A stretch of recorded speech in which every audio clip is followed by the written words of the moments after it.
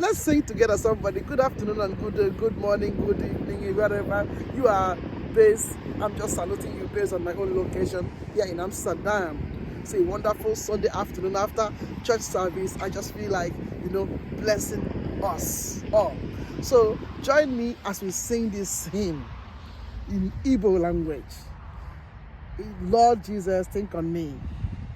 My name is Archbishop Dr. Helen Rudokeno, a co-overseer of River Supply Bible Church worldwide.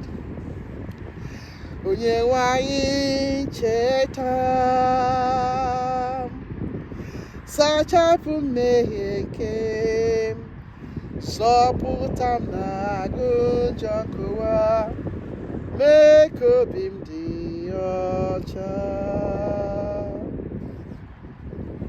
Onye nwanyị chetam, nchekasị nke akpụkpọ m, ka m bụrụ ezi ọrụ gị, mara izu ike nke gị.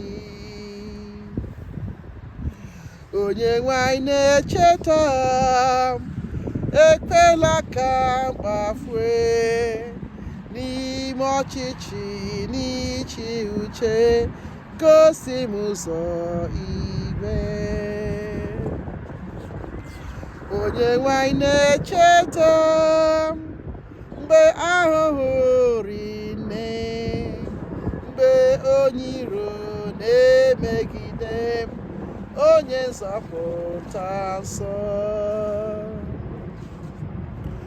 Onye nwanyị na-echeta m, ka ọ ga-abụ mgbe m nwụrụ, ka m rụ ihe nke m ka ebighị ebi, keta okike n'ọṅụ. Onye nwe m na-echeta m, ka m wee gwa n'eluigwe, na-eto gị na nna na mmụọ nsọ, na-abụ nke otito. Onye nwanyị na-echeta m, ka m wee gwa n'eluigwe, na-eto gị na nna na mmụọ nsọ, na-abụ nke otito.